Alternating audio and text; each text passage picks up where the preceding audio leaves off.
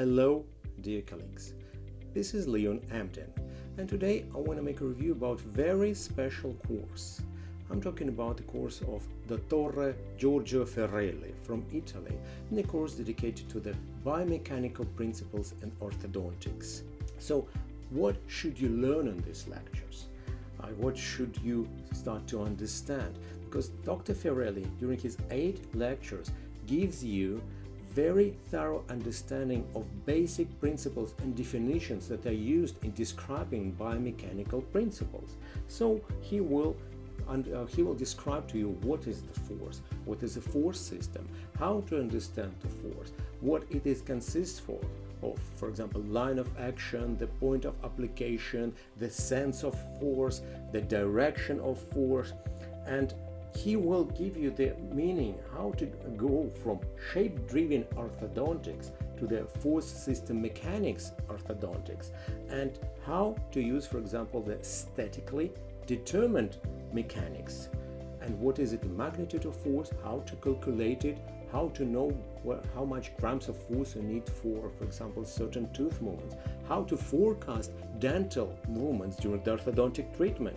So you will understand not only the line of application, the point of application, but the line of action. Also, you will understand the meaning of the static equilibrium, also the law of transmissibility, something that you don't hear much during the lecture, the types of forces that you can choose, what is the difference between the center of mass, center of gravity, and center of resistance. What is it?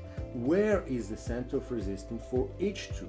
Where is the center of resistance for the group of teeth? And why do you have to know that in order to predict the movements that you need? So how to calculate it, and the difference between the sliding mechanics and understanding of frictional forces and the segmental mechanics that, for example, could be combined with the use of the cantilevers, and what is it Dr. Fiorelli describes as statically determined or statically defined mechanics. So, what kind of effects we can achieve, signs of the force, 3D definition of the vector of forces, what is it, a couple of forces, what is it, moment of force, how to calculate this moment of force, and why should we know that in order to achieve predictable movement in any case.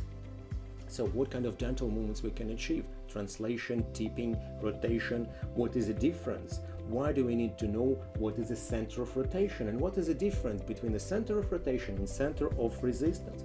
Then lecture dedicated about torque, not from the conventional standpoint about what torque is, as somebody describes during the lecture when he's talking about the prescription of brackets. No, it's a completely different understanding of torque from the point of view of what kind of movements you want to achieve depending on the initial position of the teeth and what kind of effects you want to get and what kind of effects you want to avoid.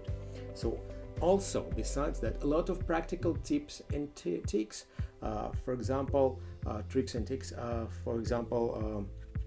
the cantilevers.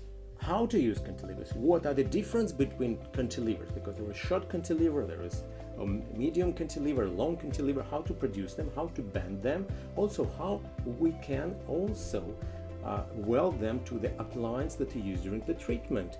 So a lot of clinical examples with the cantilevers or with some other appliances to achieve good results. And also during his lecture, besides showing you slides, Dr. Fiorelli shows a lot of drawings what the slides means from start to finish. So he gives you the idea how these how this formula or how this effect that you see on the slide appeared. What is the meaning of that? So it's like you are present in the class at the lesson, and the teacher describes you not only how to get from point A to point B, but also what does it mean, this kind of path that you are taking. So it's a very, very comprehensive explanation of the biomechanical principles. But besides that, a lot of practical tips and tricks that doctor is sharing on his clinical examples. And also besides that, if you think that it's not for you, Dr. Fiorelli will show how to use TADs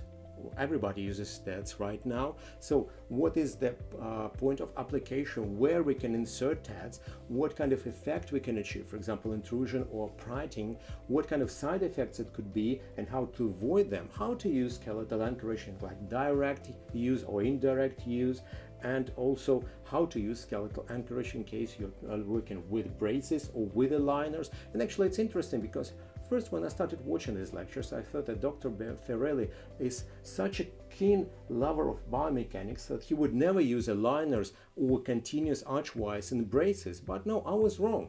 He can use it because he can predict the tooth movement he needs, and he can use the continuous archwise, or he can apply aligners in his practice, and using his knowledge in biomechanics he can achieve predictable results, and even he can achieve very nice results in complex cases with aligners, for example when you need asymmetrical expansion, and he will show you such examples. So the loading protocol of TADs also, and also he will describe the mini implant system that was created by his mentor Bertha Melson, Arhu system, that he uses in his practice. And also lectures about the statically indeterminate mechanics when you want to work with braces. And here Dr. Fiorelli will describe to you 6 geometries that originally were first mentioned in Dr. Burstone's work. And that is important to know if you work with braces and you want to apply bands on archwise and achieve some kind of results. What kind of bands we can have, where we'll place these bands, how they have to look like V bands, their position between the braces, and so on. And these are very important understanding of these geometries. What does low geometry means, what does high geometry means, and how you can try to understand, in case of the using of initial continuous archwise, what would be the displacement of each tooth in a dental arch. Can you really predict what will happen with the teeth during the treatment, and how to do that, and how to avoid some mistakes that you can have in the beginning of the treatment. So I guess that this course is must-have course for everybody.